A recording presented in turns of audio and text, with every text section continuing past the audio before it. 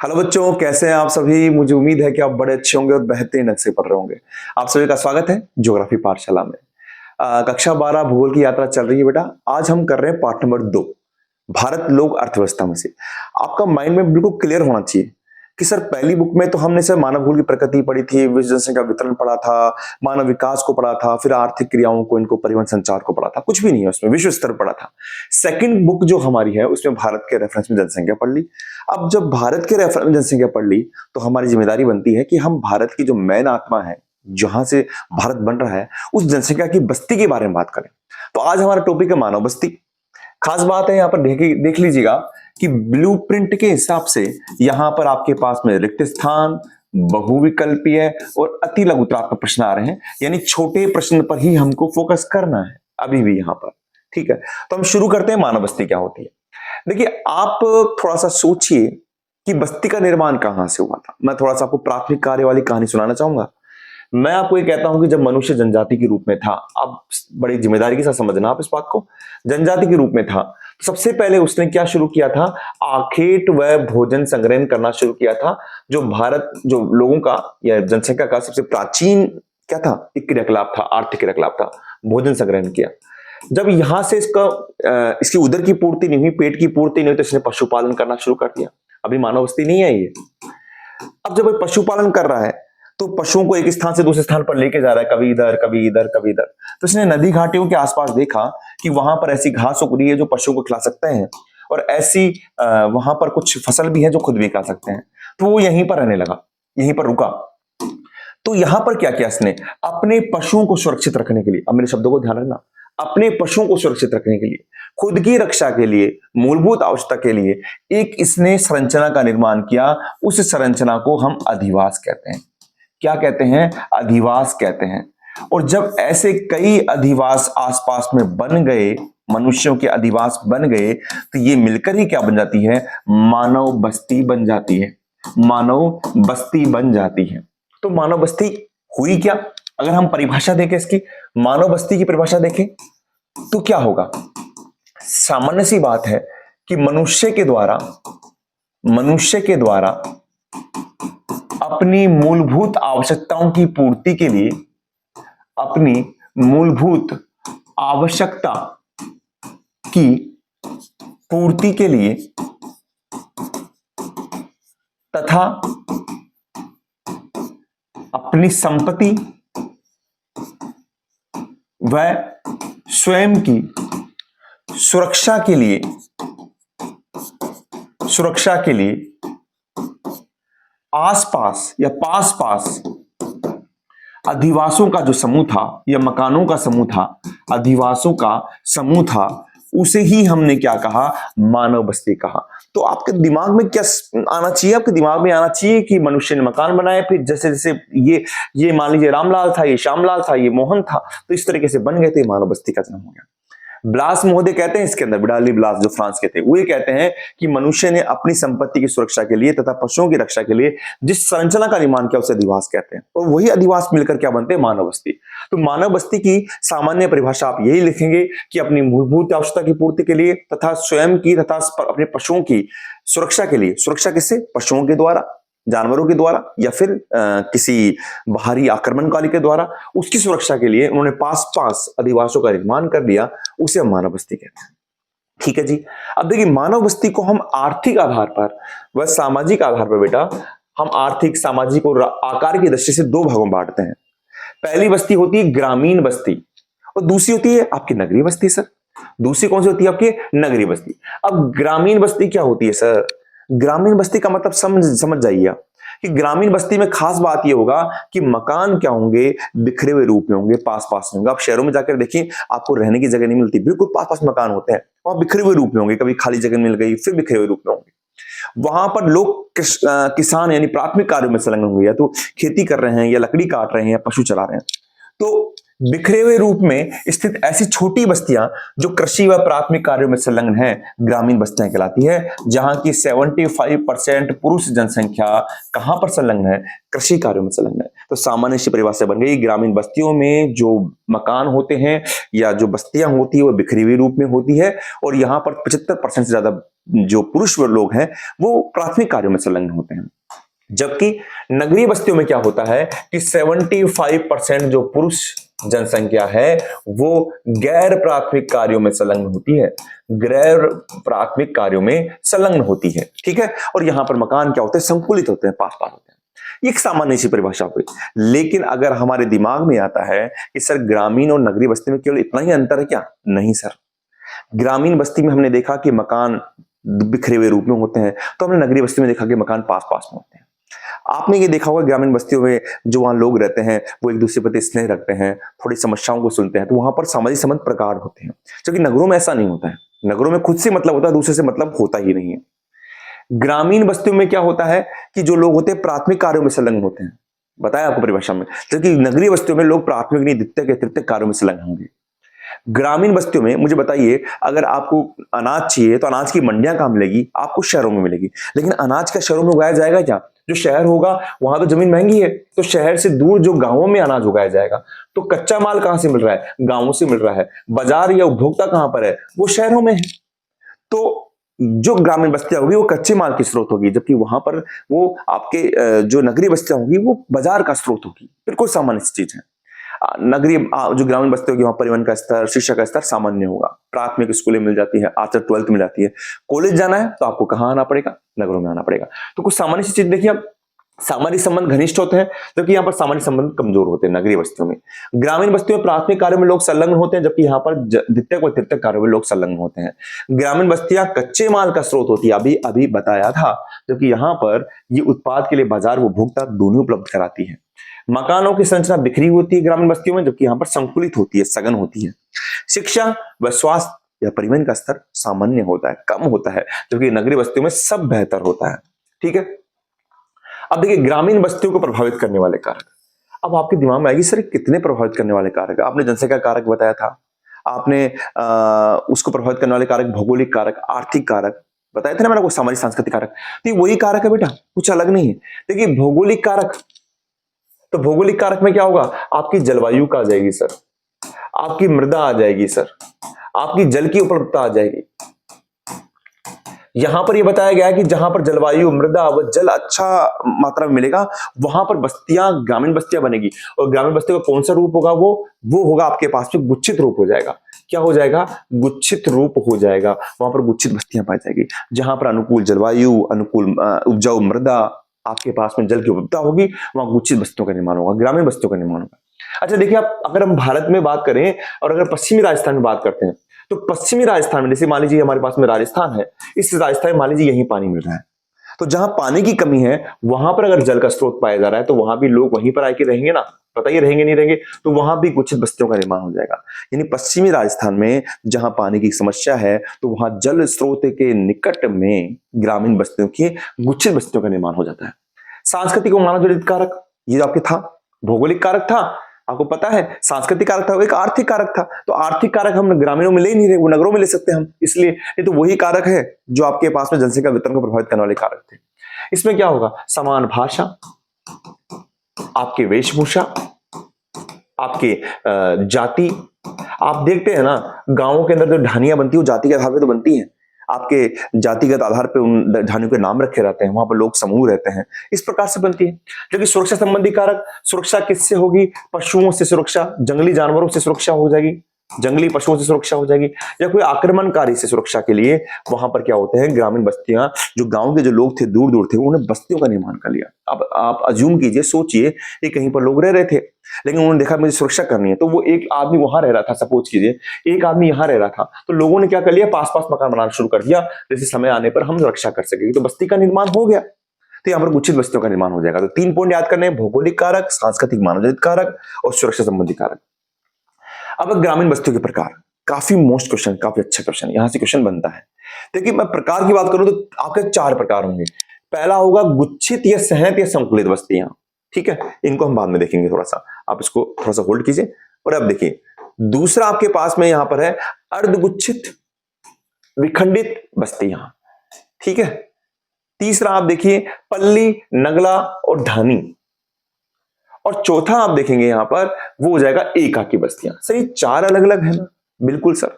देखिए पहला मैंने आपसे क्या कहा, पहला मैंने आपसे कहा गुच्छित बस्तियां, अब नाम से स्पष्ट है कि गुच्छित बस्तियों का मतलब क्या होता है। यहां पर देखिए आप, गुच्छित बस्तियों में क्या होगा, यहां पर मकान बिल्कुल पास पास में होंगे। गुच्छित बस्तियों में आपके आसपास जो गांव होंगे वो गुच्छित बस्तियों में होंगे बेटा। वहां पर मकान एक जगह होंगे, आपके जो खेत हैं वो अलग होंगे। मकान तो आपके पास में, मान लीजिए गांव है तो गांव में यहाँ पर मकान बन रहे हैं, यहाँ पर चारों तरफ मकान बन रहे हैं, खेत कहीं दूर बन रहे हैं, चारागाह कहीं और है, तो इस तरीके से होंगे। तो इन बस्तियों में बसाव क्षेत्र, चारागाह व कृषि क्षेत्र अलग अलग होता है।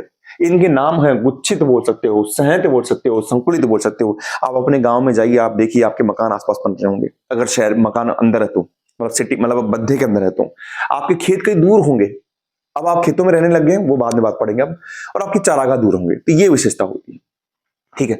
अच्छा, और अगर हम बात करें यहां पर हम बात करते हैं अर्धगुच्छित बस्तियों की। देखिए अर्धगुच्छित बस्तियों की बात करें हम, तो ये देखिए आप, अर्धगुच्छित बस्तियां क्या होती है इसको समझिए आप। इसमें क्या होता है, अर्धगुच्छित बस्तियां, विखंडित बस्तियां। मान लीजिए ये कोई बस्ती थी जो गुच्छित थी, सपोज कीजिए कि गुच्छित बस्ती थी, यहाँ पर लोग रह रहे थे। अब किसी कारण से, कोई सामाजिक कारण था, कोई जातिगत कारण था, यहां से कुछ लोग जाकर यहां रहने लगे, दो लोग यहां पर आ गए, चार लोग यहां पर आ गए। तो गुच्छित बस्तियों के टूटने से ये क्या हो गया, इसका विखंडन हो गया। विखंडन किसका हो गया, गुच्छित बस्तियों का हो गया। तो गुच्छित बस्तियों के टूटने से, विखंडन से अर्धगुच्छित बस्तियों का निर्माण होता है। अर्धगुच्छित बस्तियों का निर्माण होता है। गुच्छित बस्तियों के विखंडन से अर्धगुच्छित बस्तियों का निर्माण होता है, याद रखेंगे आप। अच्छा, एक चीज और है, बाद में ये अर्धगुच्छित बस्तियां हैं, माफ कीजिएगा, बाद में ये अर्धगुच्छित जो बस्तियां हैं वो धीरे धीरे क्या हो जाएगी, यही गुच्छित बस्तियां बन जाएगी ना, और लोग आएंगे और लोग आएंगे। तो दो पॉइंट हमने समझे कि पहली बात तो ये बस्तियां गुच्छित बस्तियों के टूटने से बनती है, बिल्कुल सर, विखंडित होती है। दूसरा, अगर अर्धगुच्छित बस्ती बन गई है तो ये भविष्य में गुच्छित बस्तियों के निर्माण का आधार है। भविष्य में गुच्छित बस्तियों के निर्माण का आधार कौन सी हो गई, आपकी अर्धगुच्छित बस्तियां हो गई।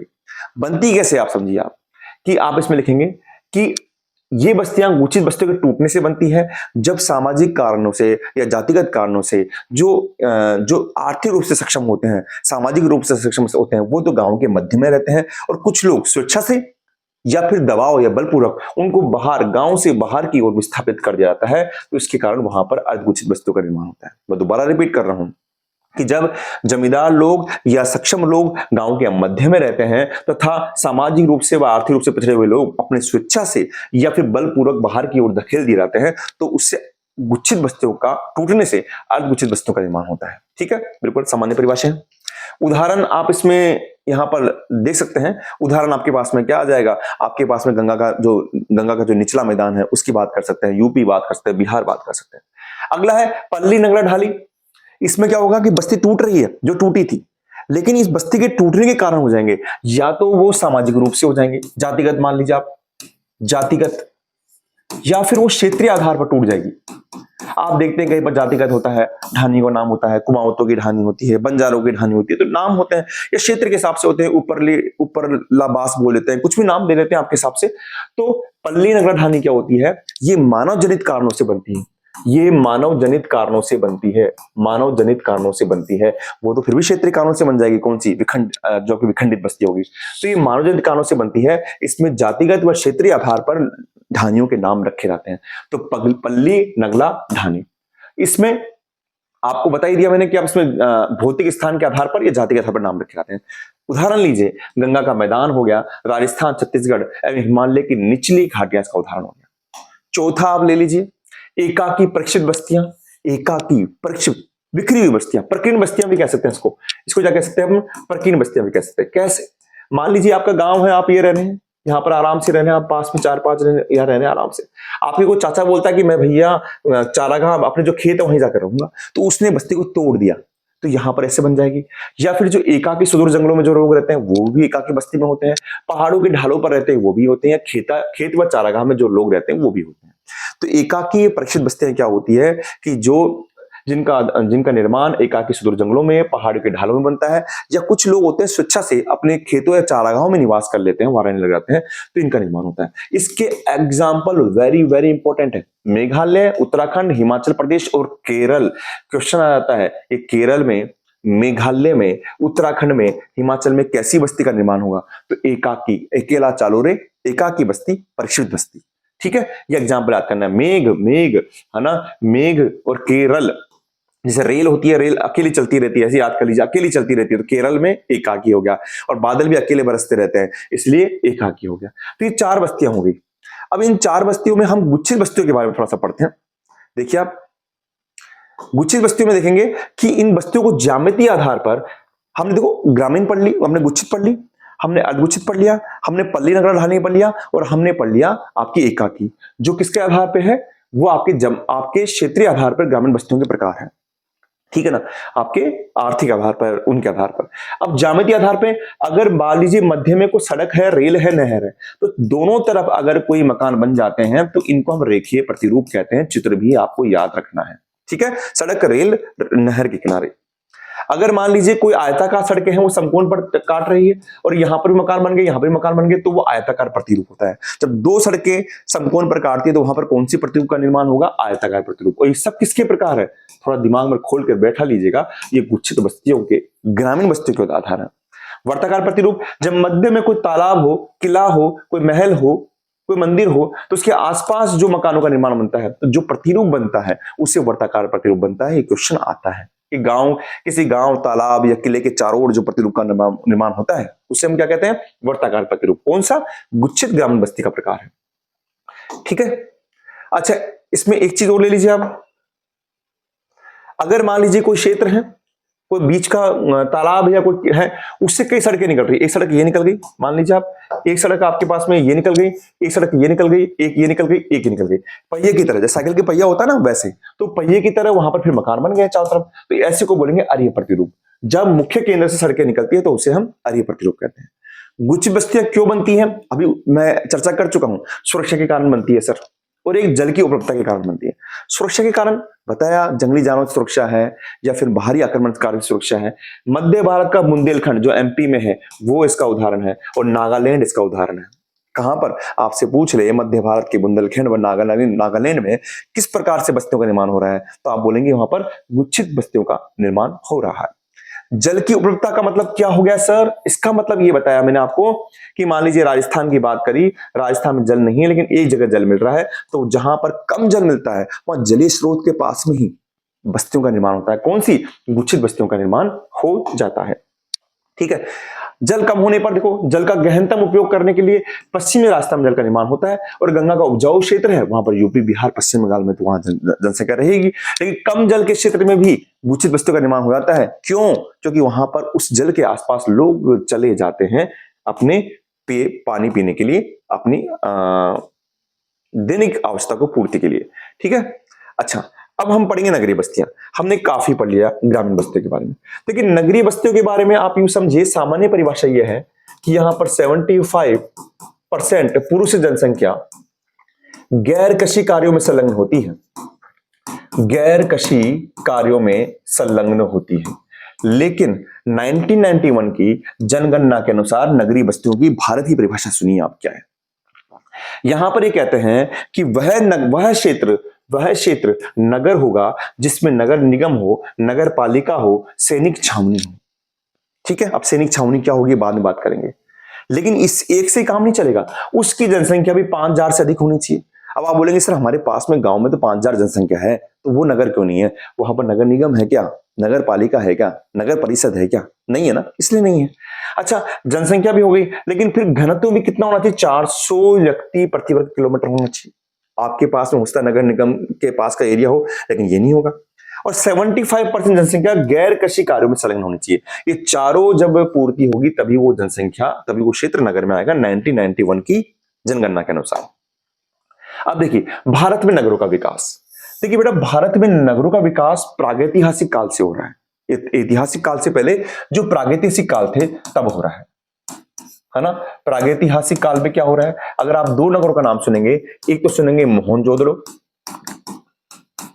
और एक आप सुनेंगे आपके पास में हड़प्पा, जो दोनों अभी कहां है? पाकिस्तान में।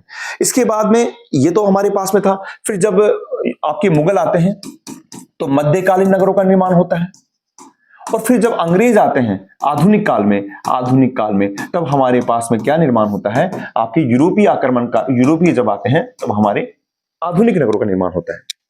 तो भारत में विकास के आधार पर नगरों को 3 भागों में बांटा गया, विकास के आधार पर। पहला क्वेश्चन यहीं से बन रहा है कि प्रागैतिहासिक काल में कौन से नगर थे, मोहनजोदड़ो और हड़प्पा। ठीक है, याद रखेंगे आप।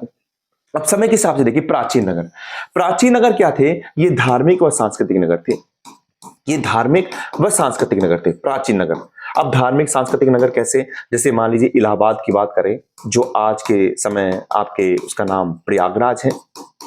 ठीक है, आपके जैसे मान लीजिए हम पटना की बात करें, जो पहले पाटलिपुत्र थी, तो ये जो सब नगर है ये प्राचीन नगर में आते हैं। वाराणसी की बात करें तो ये भी प्राचीन नगर में आएगा। ठीक है, दूसरा आपके पास में है मध्यकालीन नगर। मध्यकालीन नगर रजवाड़े या राज्यों के मुख्यालय के रूप में थे, राज्य के मुख्यालय रूप में। नई दिल्ली हो गया, आगरा बसाया गया था मुगलों के द्वारा, जयपुर है, लखनऊ है, ये सब क्या है, ये मध्यकालीन नगर है। मोस्ट आता है आधुनिक नगर।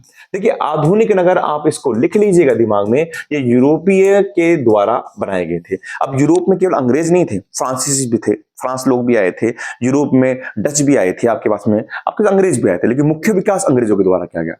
देखो अंग्रेजों ने क्या किया, आपको पता है कि अंग्रेज जो आए, यूरोपीय जो आए, वो सबसे पहले पश्चिमी तट पर आए थे, बिल्कुल क्लियर है, पश्चिमी तट पर आए थे, तो यहीं पर इन्होंने नगरों का विकास किया। तो अंग्रेज व यूरोपीय के आगमन के समय पश्चिमी तटीय प्रदेश में व्यापारिक नगरों का विकास हुआ। गोवा उधर जाएगा, पांडिचेरी, सूरत, दमन, वो सब कहां पर है, पश्चिम में है ना, याद है, दमन दीव, सूरत कहां, गुजरात में। तो गोवा, पांडिचेरी, सूरत, दमन। कुछ प्रमुख आर्थिक केंद्र दिल्ली है, मुंबई है, चेन्नई है, कोलकाता है। तो प्रमुख आर्थिक केंद्रों का निर्माण भी किया गया, वो भी यूरोपीय व्यापारियों के द्वारा आधुनिक नगर के समय। पर्वतीय नगर या प्रशासकीय नगर, जिसमें इनको क्या होता है, ये आए थे ठंडे क्षेत्रों से, इनको यहां पर आने के बाद में गर्मी लगती थी, तो इन्होंने क्या किया, नैनीताल में, आपके पास में शिमला में, मनाली में, भारत में, राजस्थान में, माउंट आबू में, यहां पर इन्होंने क्या कर लिया, विश्रामकालीन नगर बनाए, ग्रीष्मकालीन विश्रामकालीन नगर, जैसे माउंट आबू है, शिमला है। तो 4 प्रकार से नगर बन रहे हैं आपके, देखिए आप, है ना। एक चौथा नगर और है, वो है औद्योगिक नगर, वो हम आगे पढ़ लेंगे। चौथा और है, यहां पर देखिए, इसमें लिखा हुआ नहीं, मैं लिख देता हूं, पर चौथा और है आपका इसमें औद्योगिक नगर। औद्योगिक नगर ये भी बनाया इन्होंने, जिसमें आप जमशेदपुर कर सकते हैं झारखंड में, आप भिलाई भी कर सकते हैं, ठीक है ना, ये आपके औद्योगिक नगर थे। तो आधुनिक नगर 4 हुए, एक तो व्यापारिक नगरों के रूप में आपके गोवा है, आपके दमन है, दीव है, सूरत है, दूसरा आपके पास में आर्थिक केंद्रों के रूप में, तीसरा आपके पास में विश्रामकालीन में, चौथा आपके औद्योगिक नगर में। अब एक क्वेश्चन आता है बहुत ही मोस्ट, अनुषंघीय सन्नगर किसे कहते हैं? बड़ा आसान, अच्छा क्वेश्चन है। देखिए क्या होता है, हमारे शब्द, हम 2 शब्द सुनते हैं, दिल्ली नोएडा, तो हमारे पास है दिल्ली और नोएडा एक साथ ही है, एक ही जगह है।